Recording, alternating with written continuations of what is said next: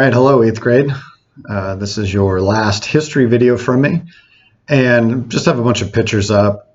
We talked about a lot of different things this year in U.S. history. We talked about the Revolution, the American Revolution. We talked about the Constitution that came afterwards and how a lot of issues were not addressed. And we talked about the difference between, the reality of the United States and freedom and liberty for all, and how that didn't exist, but also how the rhetoric was there and the rhetoric was in place. And then that later made it possible for it to become a country that at least tried to become more what we call egalitarian or equal.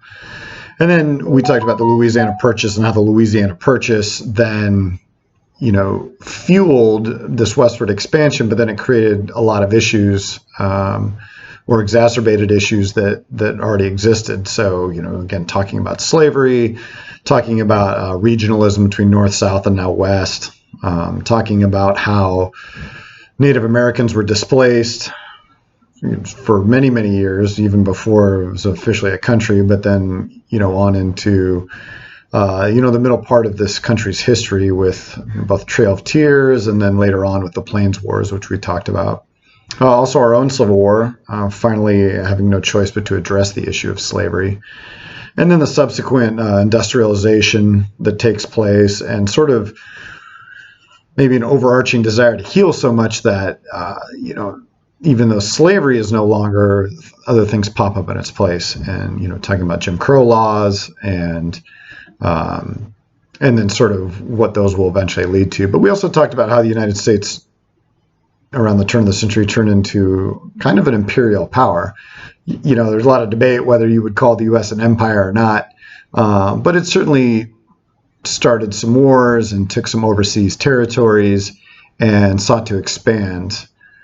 And after World War I, kind of turns its back on a lot of that. And eventually the Depression starts. And so, of course, the United States is much more focused internally until World War II starts.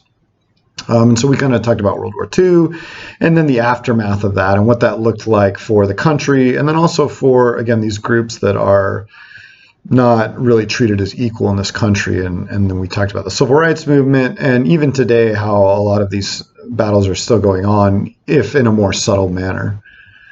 So U.S. history, we covered a lot this year. It is a lot to cover.